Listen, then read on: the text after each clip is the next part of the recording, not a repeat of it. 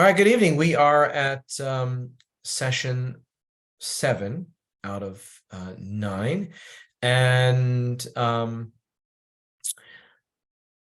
we are concluding, transitioning out of the behaving portion of our study. Tonight, we're looking at life cycle events. And whereas last week we were specifically looking at the Jewish timetables, the calendar, holidays, things like that.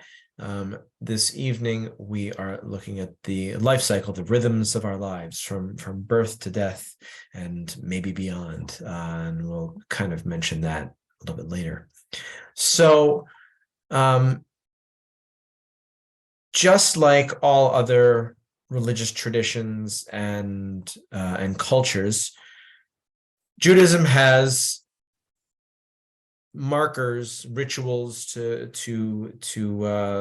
mark those important life cycle events, specifically birth, coming of age, marriage, and death. And each of those have their own particular rituals, some of which have more, some of which have less.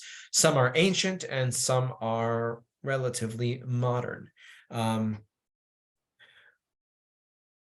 So just to take a bird's eye view very quickly, and then we'll go a little bit deeper into the 4 of these. The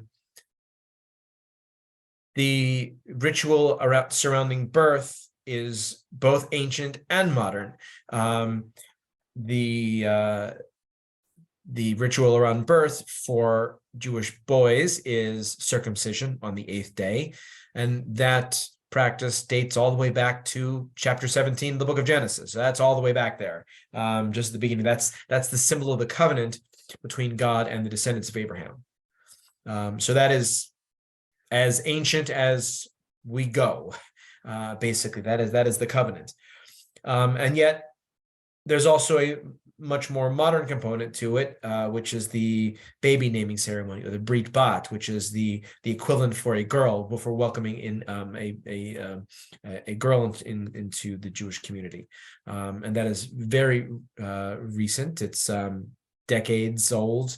I don't know how far back it goes, but it's certainly, wouldn't say 100 years. Next, coming of age, bar mitzvah. That's relatively recent, as in the formal way that we celebrate it today. I mean, the idea of coming of age, of achieving, and we'll talk about what the phrase bar mitzvah means, or bat mitzvah means, more specifically, but the rituals that we do to celebrate that are relatively modern invention. But the idea of coming into the mitzvot is, especially for boys, is much older. Weddings, the Jewish wedding ceremony that we have goes back to the rabbis some 2,000 years ago, and has accrued various traditions on it over the centuries. And Jewish death rituals are relatively ancient as well. They aren't as concretized until more modern centuries. When I mean by modern, 500 to 1,000 years ago, as opposed to the beginnings of these and the principles informing them go all the way back to the Bible. So what I want to start with is the one that is that has the I should say the least amount of codified ritual involving it, and that's the bar bat mitzvah ceremony.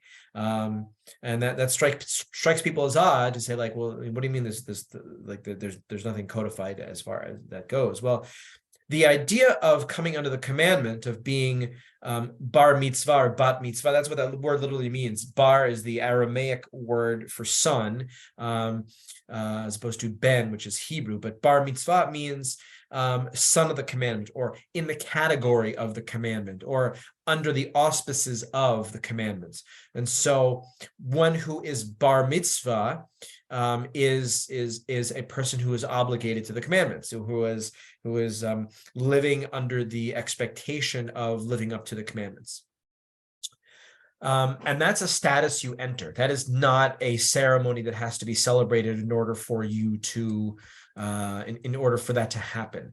So for example, right now, me sitting right here in front of you, I am a bar mitzvah because I am a man who is under the auspices, because I'm Jewish, under the auspices or under the category of fulfilling commandments as an adult. So any Jewish person who's male over the age of 13 is a bar mitzvah. Any woman who is 12 years old over the age of over the age of 12 years old is a bat mitzvah. Those are categories of status. They are not, again, they are not rituals that you have to accede to, or rituals that have to be performed in order for that to happen. So what we do today in modern in modern America, certainly in the 20th and 21st century, celebrate that in all sorts of creative ways, where someone will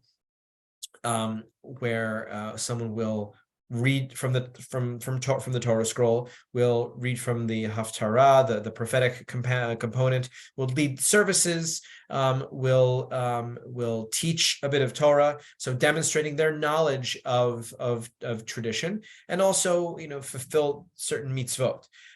So and that's, again, that's a relatively modern invention, waiting to elevate that and to celebrate that.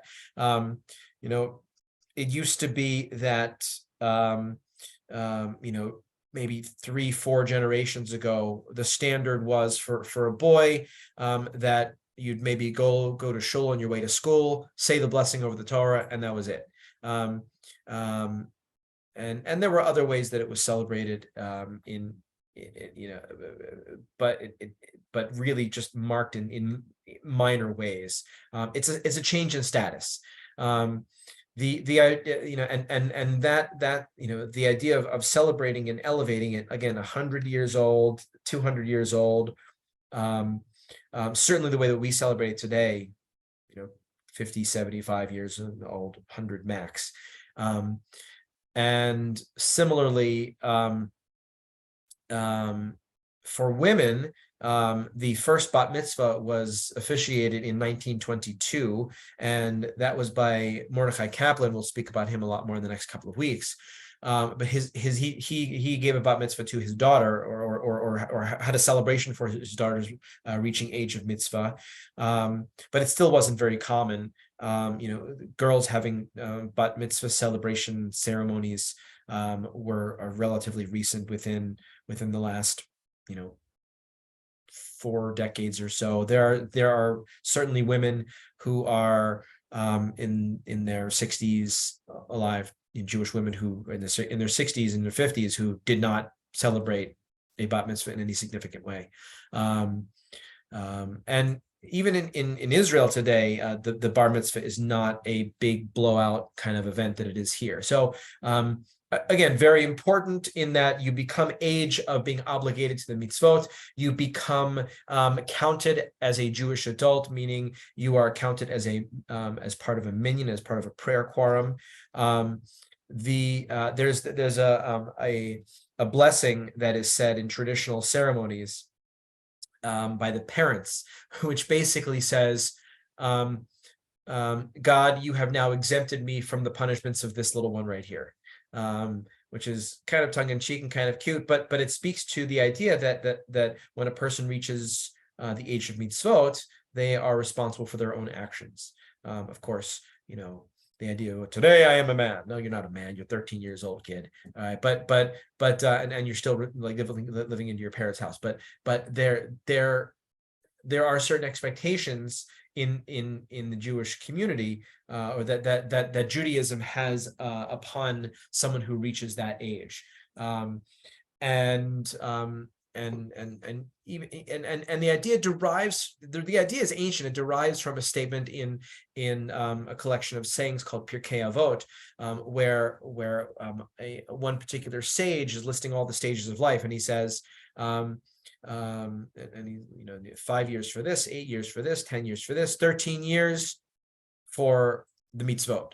So which is the origin of the idea, where we derive the idea of bar mitzvah from, that at 13 you are obligated to the age of mitzvot. The rabbis also in a legendary material say that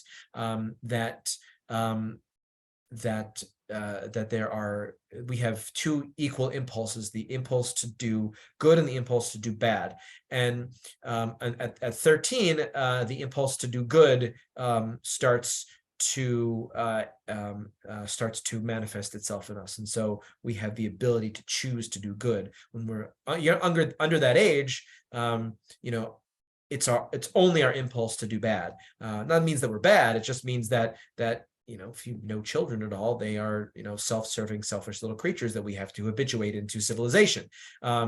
And so that's just what the rabbis say about that. That's what the impulse to do bad is. That it's just that's the self-serving impulse inside of us. But when we reach the age of mitzvah, then we must listen to that impulse to do good and start doing good in the world for our own sakes. And so we mark that, as I said, with all sorts of ceremony today. But none of that is grounded in any sources in any specific Jewish tradition. The idea of giving a sermon, of demonstrating our knowledge of prayer, and demonstrating knowledge of being able to read Torah and other sacred scriptural writings like the Haftarah, the prophetic writings. That is how we do that today. And also, of course, as you probably know, we also do that with lavish parties now, which I have mixed feelings about, because what's it all about? What's the ceremony really? What's that part in your life really all about? But it's also a moment worth celebrating. So, like, where is it? So it's worth celebrating, but how much should we celebrate? Any questions on that? There's not much to say about B'nai Mitzvah, Bar Bat Mitzvah, because there's not much on it in Jewish tradition. So any questions that you have on that?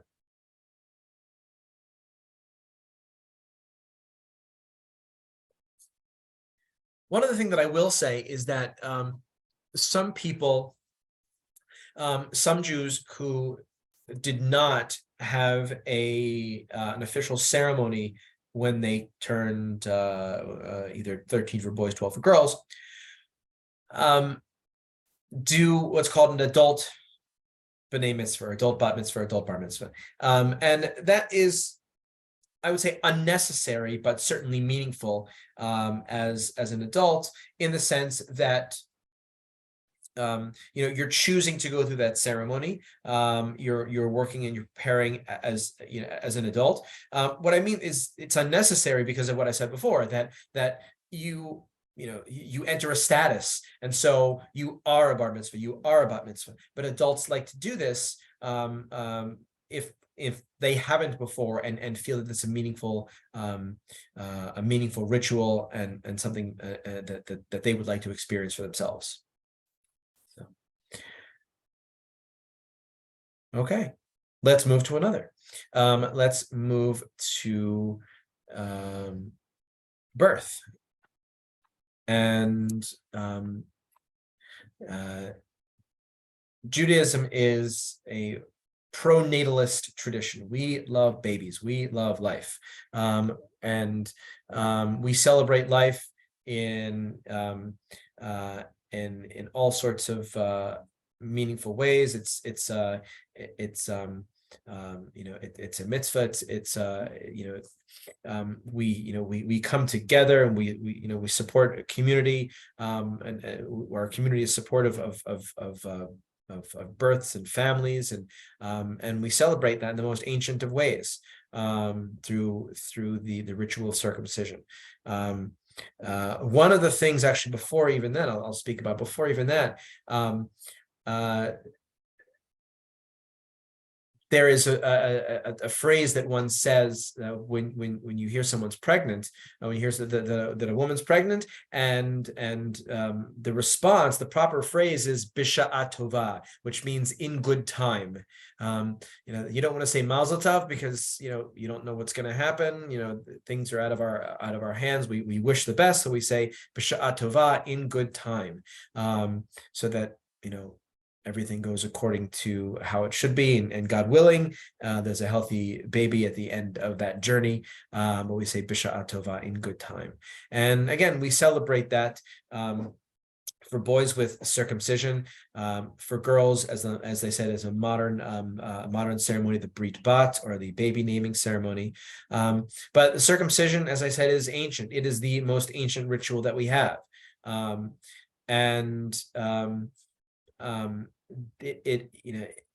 it comes from Genesis chapter 17. It is a marker of distinction, and it is a marker of identity, and it's accrued lots of other meaning across the generations and across the millennia. That, as a sidebar for a second, circumcision in the ancient world, around where in the ancient Near East, where the Israelites first settled, in the land of Israel and surrounding neighbors, everybody circumcised. So they were no different than the surrounding peoples. It's only when they encountered European peoples that was a marker of distinction and difference. The Greeks didn't, the Romans didn't, European Christianity certainly did not, and that was a marker of distinction. But in the ancient world, they didn't. Americans, for the most part, do. Europeans, for the most part, still don't. As far from what I've heard, as far as is it more healthy to circumcise? Is it not? From what I have heard, nobody knows. 50% of doctors say it's more healthy. 50% of doctors say it's not more healthy. But from the Jewish perspective, it's got nothing to do with health. It's a visceral kind of thing. This is the most visceral thing that we do. Does it seem strange and odd and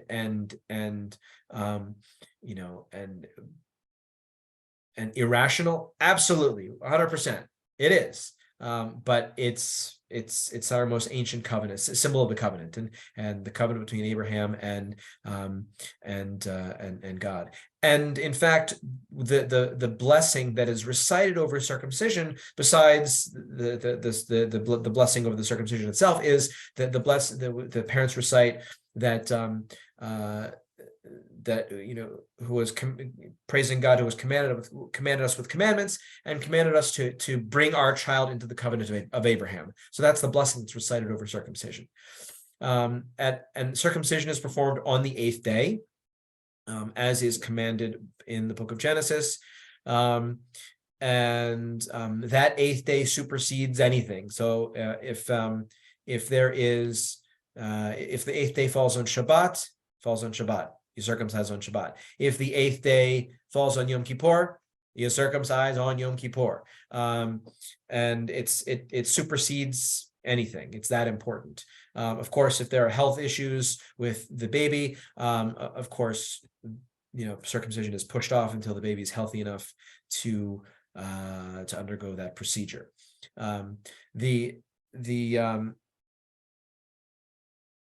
The ritual circumcision, of course, is specifically the removal of the foreskin from the tip of the penis, and that is done, by what's called a mohel, which means circumciser. Limol means to circumcise, and in fact, the word, the verb is used throughout the Bible, not just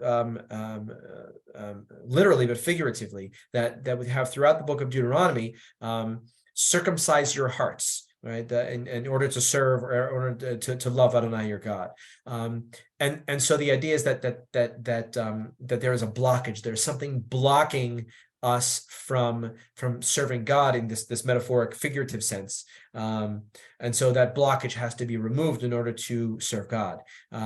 So it's used in a literal and a figurative sense.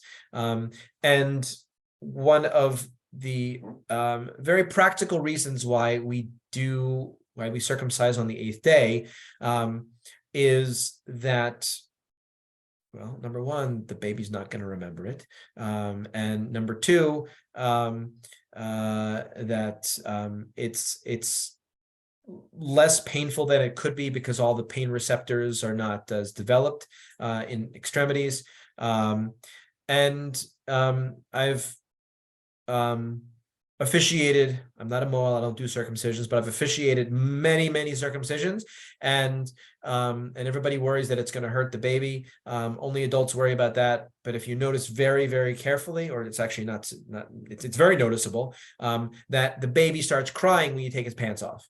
So because he's cold, not because he's got no idea what's going to happen, but he knows my pants are off and I'm cold, so I'm going to start crying. So that's why the baby boys start crying at a circumcisions, because their legs and their butts are cold because their pants are off. Does it hurt? I'm sure it hurts in some respects, in some instances, but we don't know. There's many Moalim, many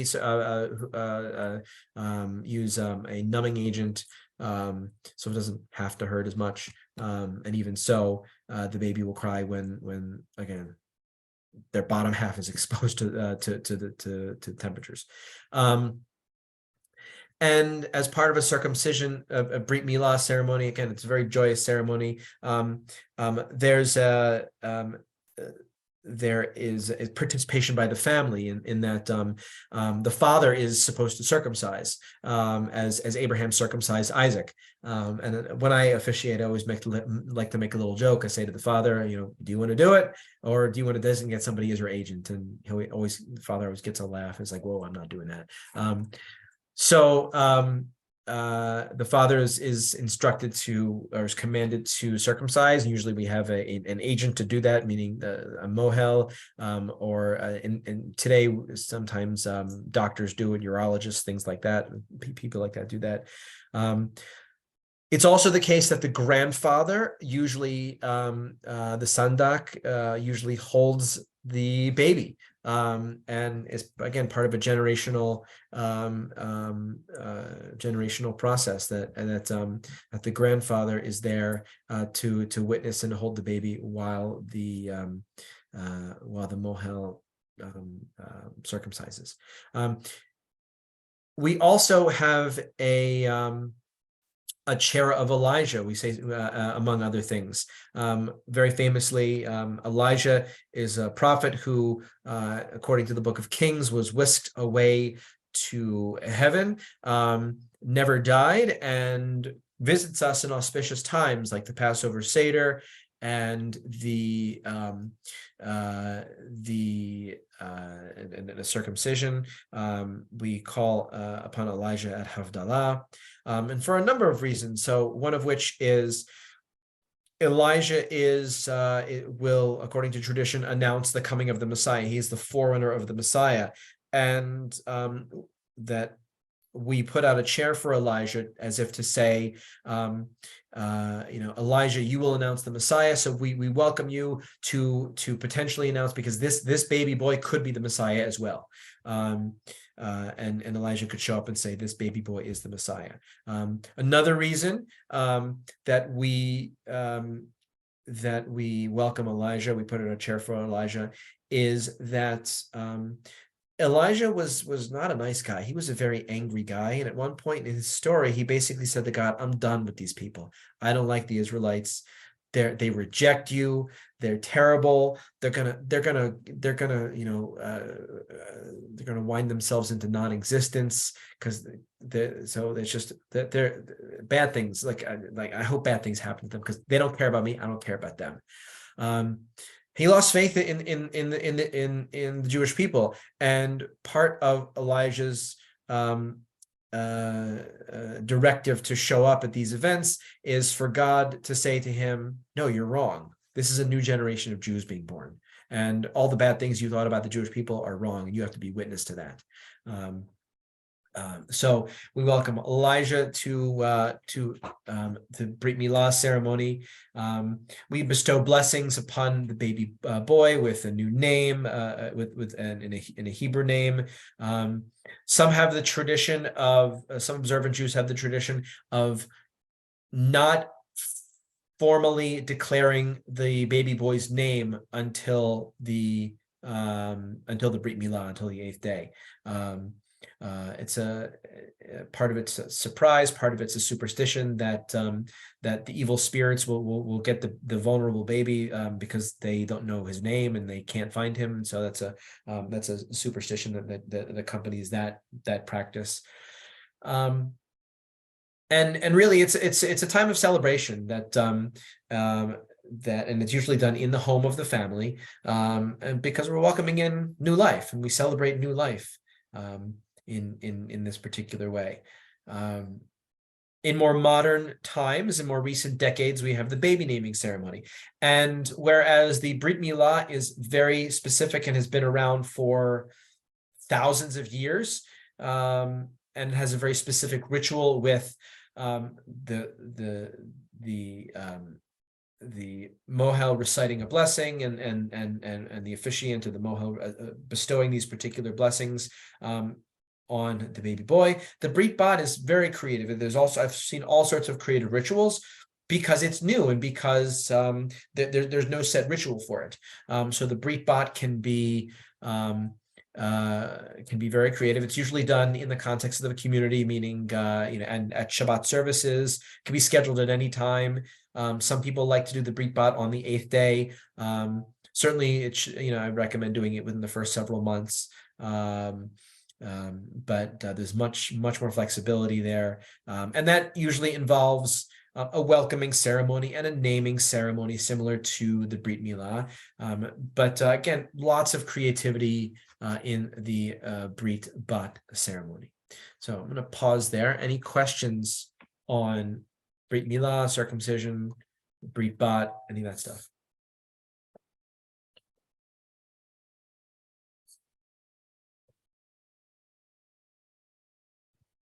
Okay, great. So now we're going to move on to weddings. I love Jewish weddings. Love doing Jewish weddings. Jewish weddings are the most celebratory events that you could possibly imagine. And just how we said that we are pronatalists, we love babies, we celebrate babies, we celebrate people coming together because that's two people recognizing that and affirming and acknowledging in front of all their friends that they are going to spend the rest of their lives together, and especially when it's for the purpose of procreation, of building Jewish families. And one of the blessings that it said is, it's not an official blessing, but that may you establish a faithful house in Israel, that you are going to build a new home together, and that home will be filled with new Jewish life. The Jewish wedding ceremony is, the way I like to explain it is in concentric circles and moving on from there. So the Jewish wedding ceremony rests on two moments. The first one is called erusin, which means betrothal, and the second one is called nisuin, which means nuptials. If you have these two, you're married. Everything else is window dressing. It's beautiful window dressing. We do great things, but essentially you need these two elements, and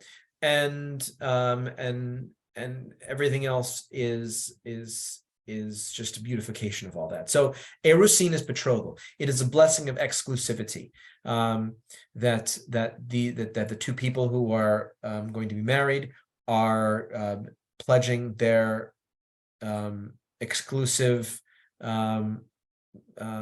intimate relationship with each other to the exclusion of all others. And in fact, marriage is called kiddushin, like the whole ritual is called kiddushin, which is comes from the word kadosh, which means holy or set apart. That these two people are setting each other up, apart for themselves from the rest of all the people out there. That they are dedicating their lives to each other, and it is. The blessing over erusin, the betrothal blessing, is recited over a cup of wine, because we celebrate all things with a cup of wine. And just like, and I forgot to mention this a moment ago, but a cup of wine is used as a wine for blessing at the Brit Milah. We use a cup of wine for erusin. And it's also erusin is also, so it's the blessing of exclusivity with the called the marriage oath, and the marriage oath is in its most traditional form. It is an expression recited from the man to the woman, which is that behold, you are consecrated to me with this ring according to the laws of Moses and the faith of Israel, that again, the most traditional observant form, the groom will give a token. It has to be a value. The Talmud says a value of a pruta. What's a pruta? Well, it's a very small amount, so anybody can get married. But we usually do that with a ring today, in a gold band, and a smooth gold band, to show that life is a circle, life is a cycle. And also it's an expression of modesty, that we don't want anything ornate, because anybody should be able to get married with a simple plain band. In our more egalitarian weddings, the groom expresses that oath to the bride, and the bride expresses that oath to the groom as well, and they both exchange rings.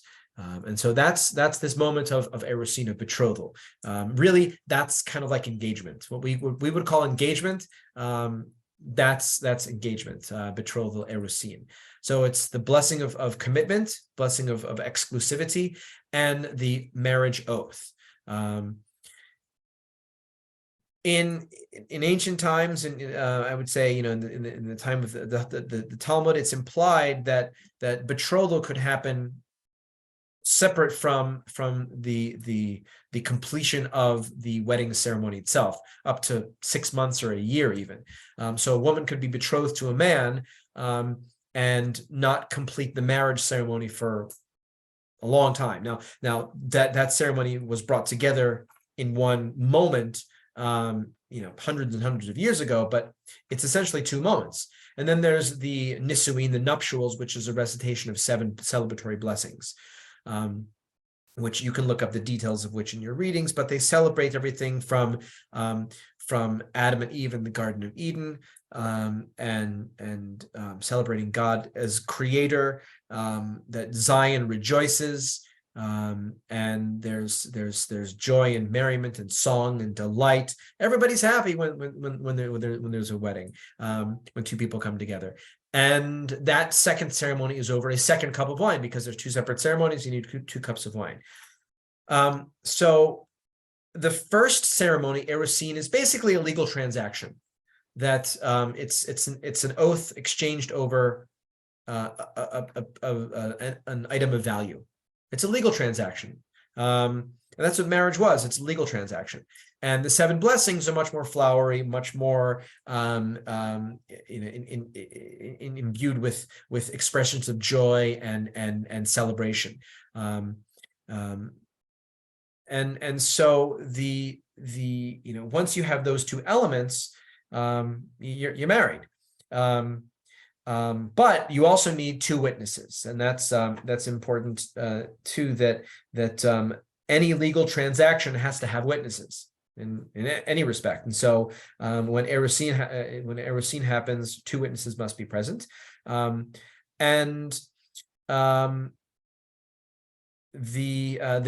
tradition for erusin is to put the ring on the first finger of the right hand, because this was the sign that you the finger of witness that, yes, I am agreeing to this particular legal transaction. So you put it on your first finger, then of course it goes on your ring finger later on. But this is the finger of symbols of legal transactions. Accompanying the marriage ceremony is the ketubah. The ketubah is the marriage document. And the ketubah is a very interesting document. It began as a strictly legal document. It's written in Aramaic, which was the parlance of the time among the rabbis, and the language of legal transactions. It's written in and very, very much legalese, not just Aramaic, but legal Aramaic, that the groom says to the bride,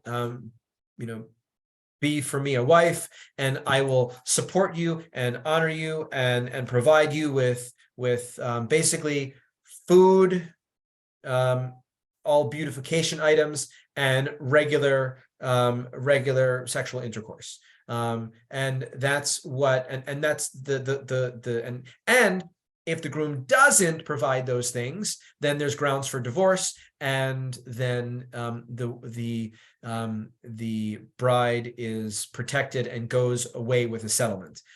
Basically, a ketubah is an ancient prenup, and really it was invented as a protection for women right,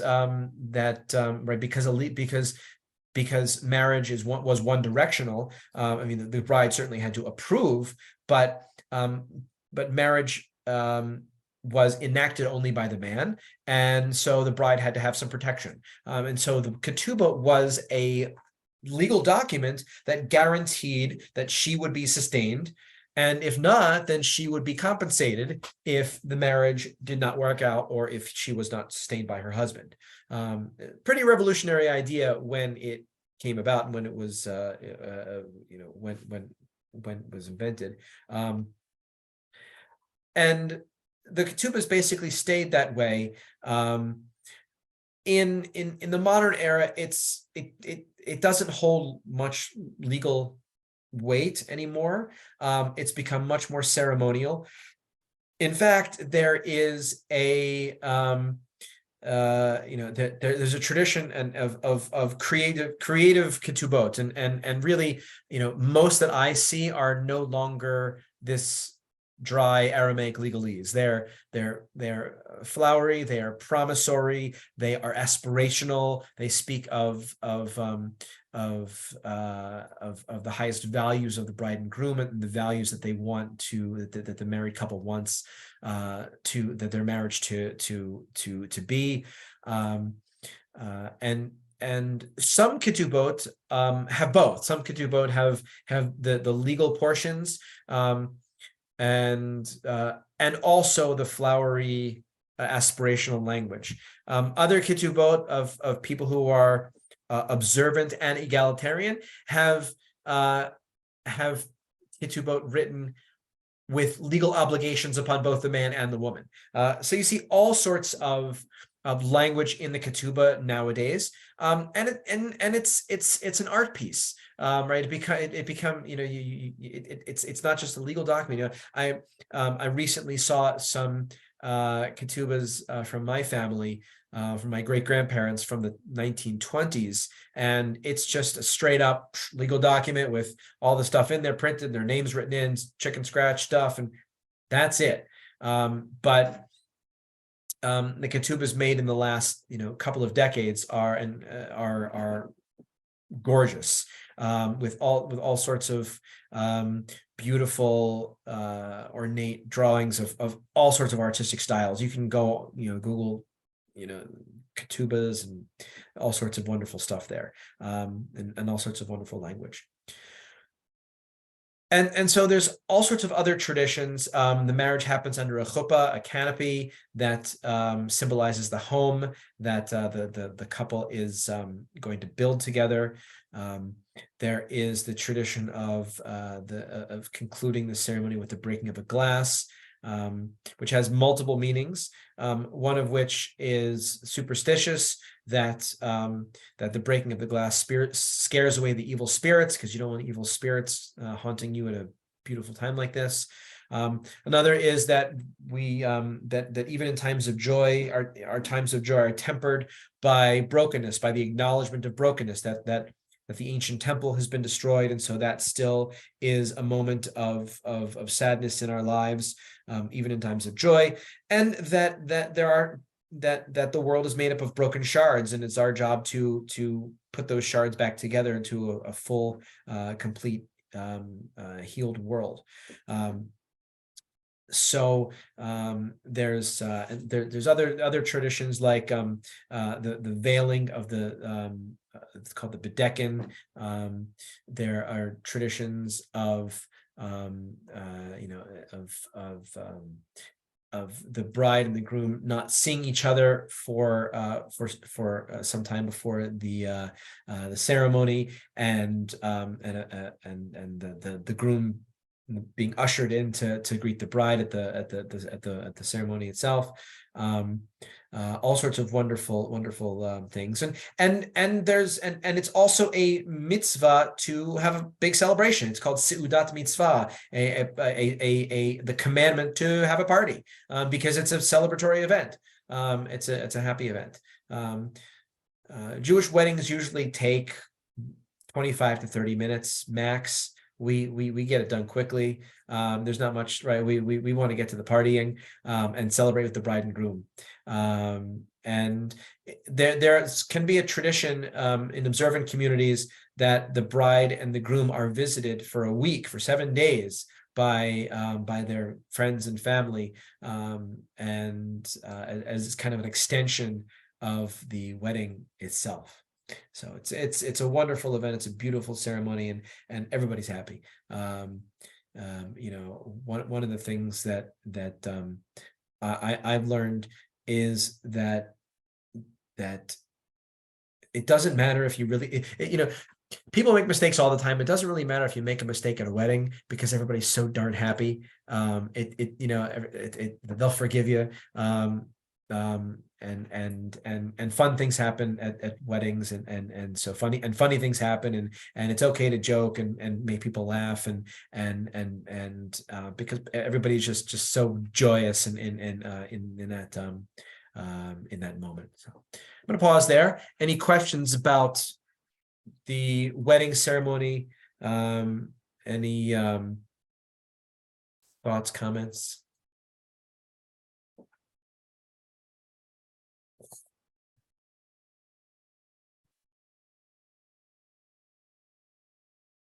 So I might be partial, but I'm going to say that I think Jews do weddings better than any other religious tradition. That's just my opinion. I'm also partial. I'm going to say this very, it's going to sound strange. I think Jews do mourning rituals better than other religious traditions too. So I'll say that, again, I'm biased, and that's just me, but from my perspective, I think the mourning rituals that we have are psychologically sound. They think about, they balance the need for caring for the deceased and caring for the mourner. And so death is it's a sad time.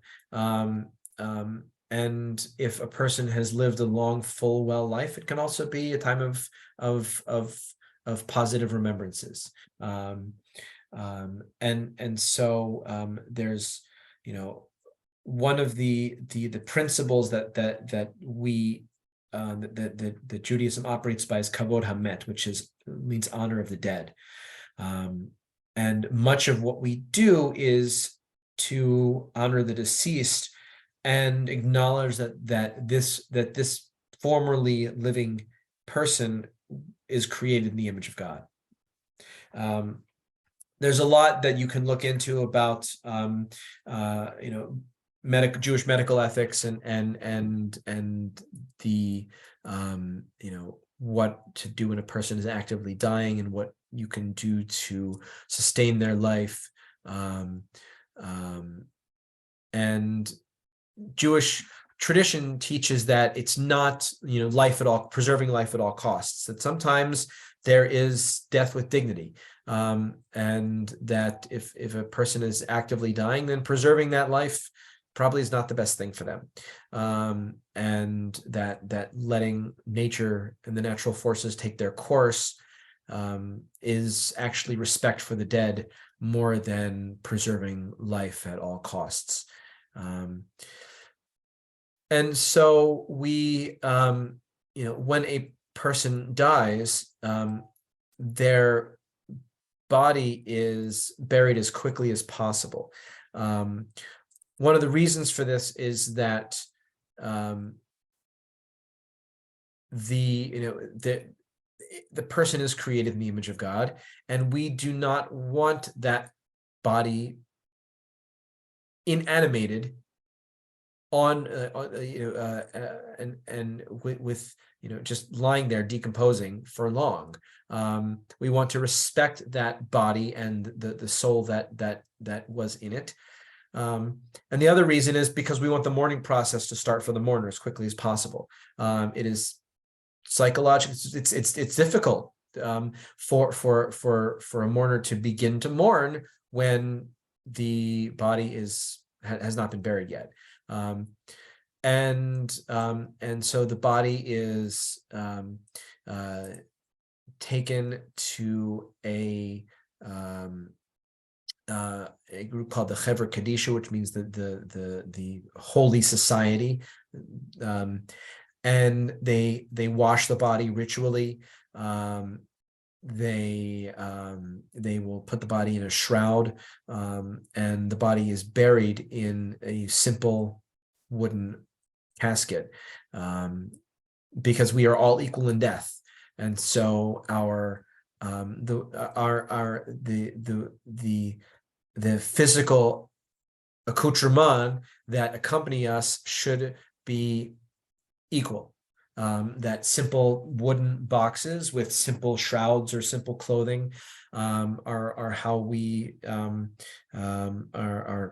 how we physically exit the world, again, because we are all equal in death. It doesn't matter how wealthy or poor we were.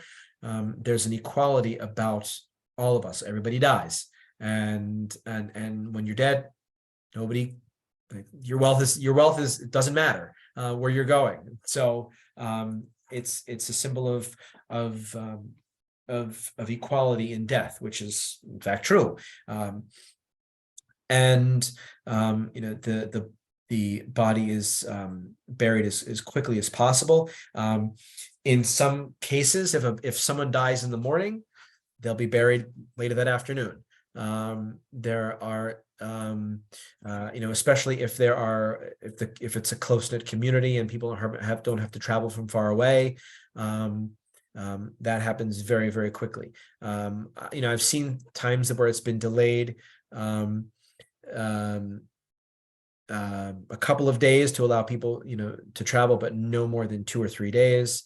Again, I also think that is difficult on the mourner themselves. In Jewish parlance, in Hebrew, the mourner is called an onen, from the point of the death of a relative, of a close relative, to the burial. And once the burial happens, they're called a mourner. But the idea of being an onen means that everything stops. You are beholden to no mitzvot at the time. Your life is so topsy-turvy that you can't even think about doing anything else. And so you're in this period of just everything's up in the air. And again, that's another reason why we want to bury quickly, is because we want this person to transition back into life, into their normal lives as quickly as possible. And so we bury as quickly as possible. There are several rituals that go along with it. A Jewish funeral lasts, again, half an hour max, um, so that at some point, like we when the funeral starts, we no longer are focused on once the body is buried, we are no longer focused on the deceased because they are deceased. We are focused on the mourner because they are the living relative and they need to be supported and cared for. And when I say mourner, the Jewish tradition considers mourners to be spouses and children, and also siblings, and so there's and even God forbid in the case of a death of a child, that the mourning rituals are more strict for spouses and children than they are for parents of deceased children. And in fact, the Kaddish, which I'll speak about in a minute, the Kaddish prayer, which is recited, is called, if its official name is Kaddish Yatom, which means the Kaddish of the orphan, which means that it's specifically said for a deceased parent. But the mourners are, husband or wife, son or daughter, brother or sister, and in some cases, parent, and the mourning rituals specifically apply to these people. So once the body is buried in the earth, as part of the funeral ceremony, there's a tradition of assisting in the burial, that you participate in the burial of your loved ones. So in some cases, there's a pile of earth that is shoveled in ceremonially. There are other people who their tradition is to shovel as much earth as is to cover the entire casket. Other traditions are to fill the entire grave, that the mourners and the family who are there participate in that process. But the mourner becomes a mourner at the funeral when the body is buried, and immediately enters a period called Shiva, which is the 7-day mourning period, where they're ideally not supposed to leave their house, where people come visit them and offer words of comfort. In fact, actually just the opposite. Tradition says that you don't speak to a mourner until they speak to you first, because really, what can we say? There's nothing that we can say to someone whose relative just died, who's I'm sorry, maybe my condolences, but really, what do you say?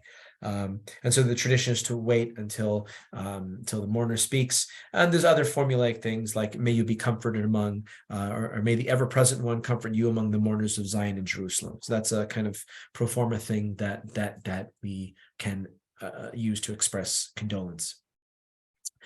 During that 7-day period, as I said, people provide the mourner with food, because they're not going out to purchase food for themselves. They stay in. There is, they wear either torn clothes or a ribbon that's torn to represent how their souls are torn. After a week, the tradition is to take a walk around the block, as to symbolize the transition back into the world a little bit. Then there's the period of Shloshim, which just means 30 days from the burial until that point, where there's less restrictions. Someone can go out and do things and interact and go back to work and things like that, but still should stay away from celebratory events and things like that. There are, of course, also exceptions if there's I knew someone years ago whose mother died, whose mother was dying of cancer, and mother died like a week before her wedding. It was a terrible situation, and the wedding was all taken care of and paid for and all that, and this was a time, and the rabbi encouraged them to go through with the wedding and celebrate, even in this situation. After there was a question here, I'll get to that in a second. Then after 30 days, there is a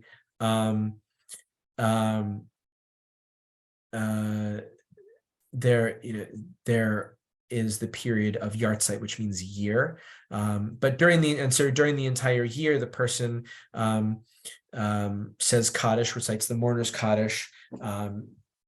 Traditionally, every day, 3 times a day during a prayer service. In more liberal communities, it's whenever you go to synagogue once a week, or however often you're there. And you say it every day for 11 months. And then after that point, after 11 months, you mark the yahrzeit, the year, with lighting a memorial candle and saying Kaddish and things like that. So the question is, why do we say Kaddish for 11 months? Basically, it goes to a Jewish superstition that even the worst of the worst of people only spend time in purgatory for 11 months, and so you want to say Kaddish for them for 11 months. I'll get to afterlife in a second, but we say Kaddish for 11 months, and then the mourner says Kaddish on the yahrzeit, on the anniversary of their death, in subsequent years. The Kaddish is a very interesting recitation. It's not a prayer. It's a litany. It's a recitation of God's attributes. It begins that may God's great name be magnified and sanctified in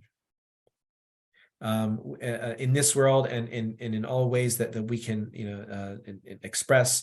It's basically it's a praise of God. It doesn't mention death. It's in Aramaic. And Kaddish probably started as a prayer for as a prayer for teachers, because there's something called the Rabbi's Kaddish, and then it got applied to rabbis who were deceased, and then to all people who were deceased. So why is it said for why is it still said? Well, it's one thing is that Kaddish has a visceral power to it, that even though it doesn't mention death, it's what you do, it's what you say. You say Kaddish, and it's the rhythmic recitation of it provides comfort and a certain familiarity. You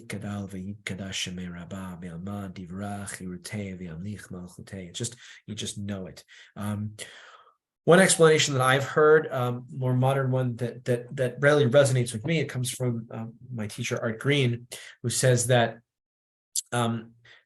we are all in the image of God, and an image of God has just left the earth, and so what we need to do is we recite this litany of praise of God to raise up the image of God again, to praise God in the midst of the sadness of the image of God that has been diminished because someone has died. Kind of like that.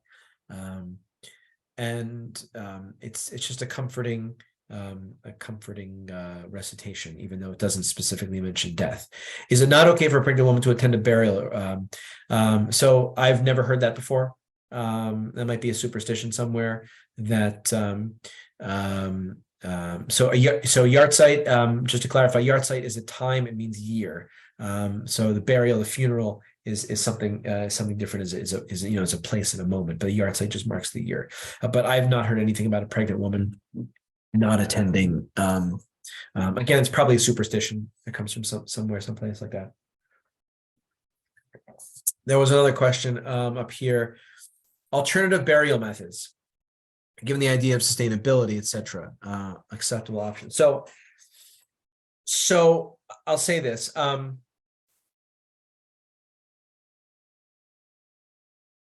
As far as alternative burial methods.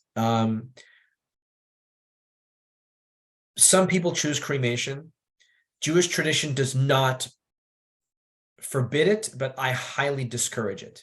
And if somebody says, I want to be cremated, and I'll do the funeral.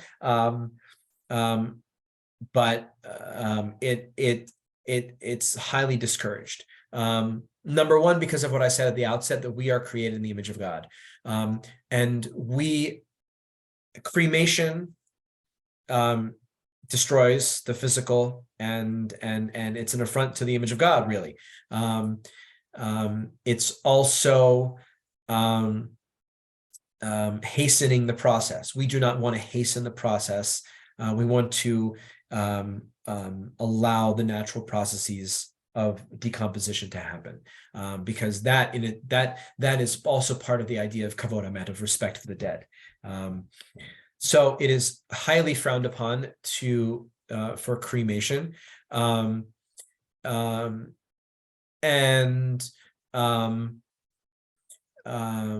as far as sustainability goes, from what I have learned and heard, that cremation is actually not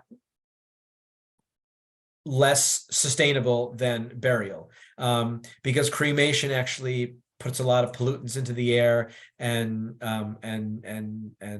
while it may save space in the physical space, it is not more environmentally friendly than burial. Additionally, I think cremation provides a really big stumbling block to mourners. Mourners, to go to a marker and see, to have a gravestone, right? Jews, gravestones are important to Jews. Gravestones tell a story. Gravestones say, and there's and gravestones are, a grave is a place where we can go to say, my relative has an eternal resting place right here. So I think, and it also, again, all my opinion, I think this is fairly common among Jewish clergy, rabbis, cantors, and such, that from my experience, the mourner, while a person's wishes might be to be cremated, it is not as it doesn't provide the sensitivity to the mourner that the mourner needs in those moments, that the mourner wants a place. The mourner wants to know their deceased is somewhere that they can go, is somewhere that they rest, and it's psychologically difficult for a mourner. But again, it's not that I wouldn't say it's not acceptable. It's highly frowned upon. I encourage people not to do that. But if somebody says, I want to be cremated, they're going to be cremated. I was dealing with congregants years ago that the person was actively dying, and his wish was to be cremated. And his wife and children were having a really, really hard time with it, because it didn't feel Jewish. And they weren't sure just what to do after he died. Like, we go to a cemetery, visit a cemetery, like they didn't want his ashes. But like, if his ashes are scattered somewhere, like where do we go to visit him? Where do we go to that marker, which, markers tell stories. Markers are the symbolic, physical representations of people after they die. So, again, highly discouraged, but people want to do it. People want to do it. So, a couple more questions. Kaddish is for mourners' comfort, not so much to honor the deceased. So, it's a bit of both, and in the sense that the idea of that there is an idea that reciting Kaddish assists the soul into getting into heaven. Heaven's the wrong word. I would say the Gan Eden, the which means Garden of Eden, but not like the Garden of Eden back in the Bible, but just this ethereal kind of place where all the deceased go. And so saying Kaddish, that's why I said before about that there's a tradition that reciting Kaddish for 11 months assists in, like, even the worst of the worst are only going to be in purgatory for 11 months. So you say Kaddish for 11 months so that their souls go to the Gan Eden, to the Garden of Eden. That's again that in a sense is assisting the deceased soul. Burial occurs quickly because the time between death and burial is uncomfortable, perilous for the soul. I've heard that as well. I'll be honest with you. As you know, as a rabbi who, and it's my calling and my job to care for Jewish people, I just personally focus more on Jewish people more than the deceased. Like I want to give the deceased, I want to do kavod amet, I want to honor the dead and do everything that the dead is, that the deceased deserves, being in the image of God and speedily engage in that process. But my work is more focused on bringing comfort to the mourner as opposed to the soul of the deceased. That's how I view my own work in this respect. And other rabbis might say other things about this, but that's my own personal idea. I just want to touch upon this for a second, the afterlife. So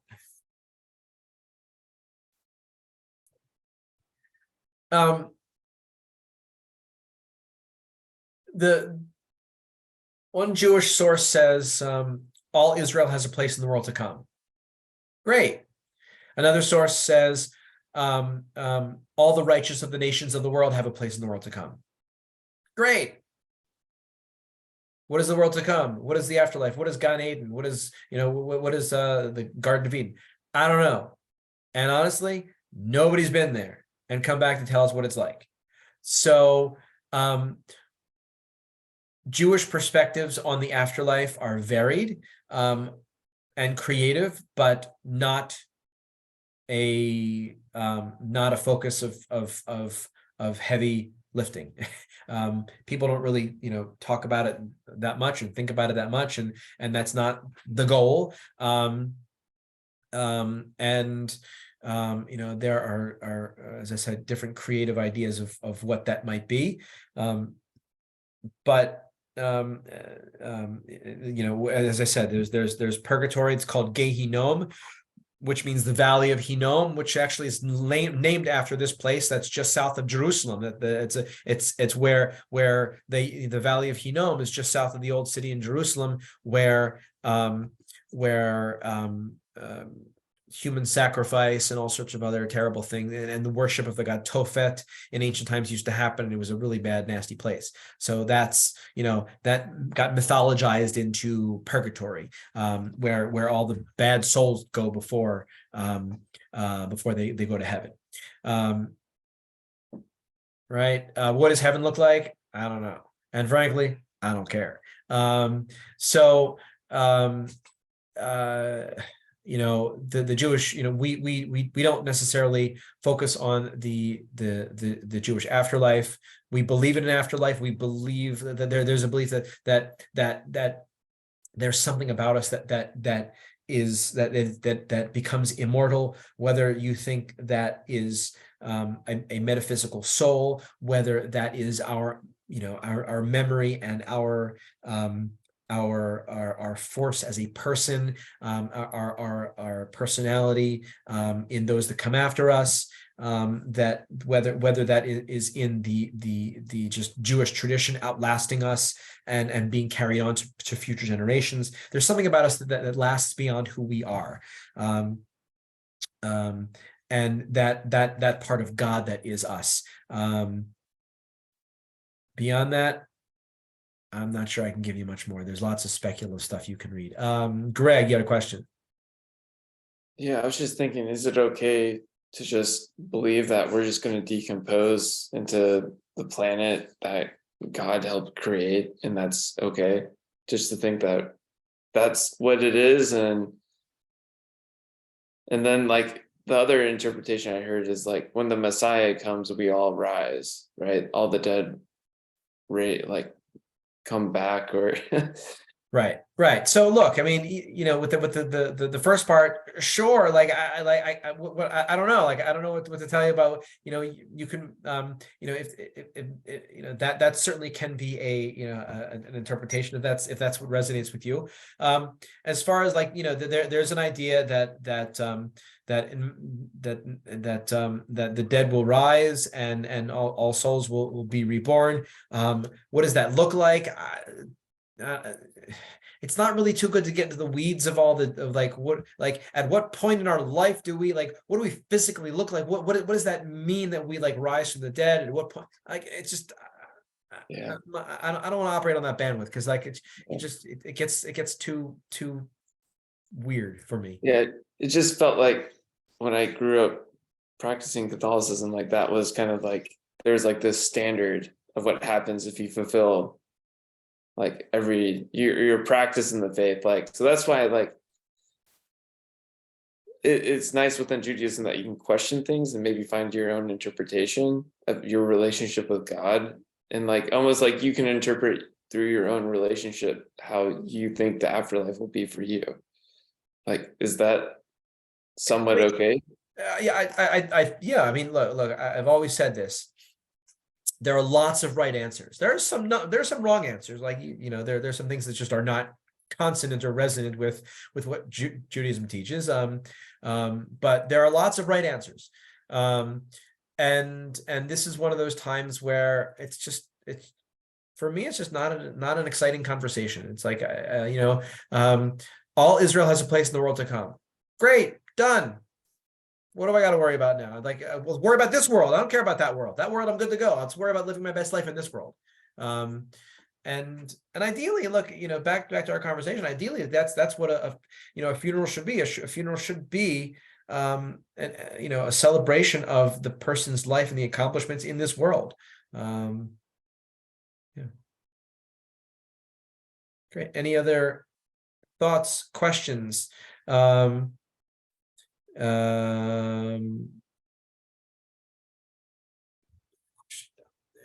from chat. Circumcision. What is the current stance on converting men undergoing the Hatafat Dam Brit? Yeah. So, good question. So, men. So going back to circumcision as it affects conversion. So men who convert need to be circumcised. It's a lot easier if you already are circumcised. That's why we circumcise at 8 days, because it's less painful and you don't remember it. If you are circumcised, then there's a tradition called there's a custom called Hatafat Dam Brit. It's actually it's a mitzvah called Hatafat Dam Brit, which is basically drawing of the blood. That literally means drawing of the blood, drawing a drop of blood of for the sake of the covenant, and that would certainly be required, which from my understanding is relatively or almost entirely painless, and happens like a split second, and that's it. And is again performed by a mohel or doctor who does those things. So that it's this is where it's interesting. Like, so what does circumcision represent? The circumcision, is circumcision itself the symbol of the covenant? Well, yes, but it's evolved from there that even if you're circumcised, something has to be done to the organ to symbolically represent that it is that you are entering the covenant, that a man is entering the covenant.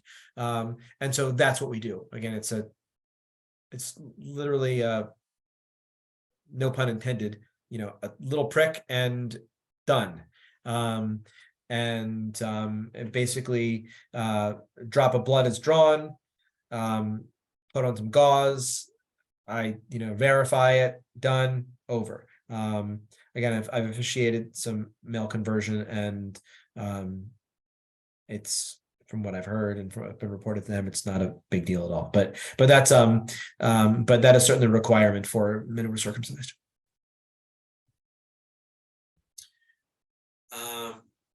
Any questions on any of the life cycle events? Any more questions that I've covered? Obviously, there's a lot more in your reading that you can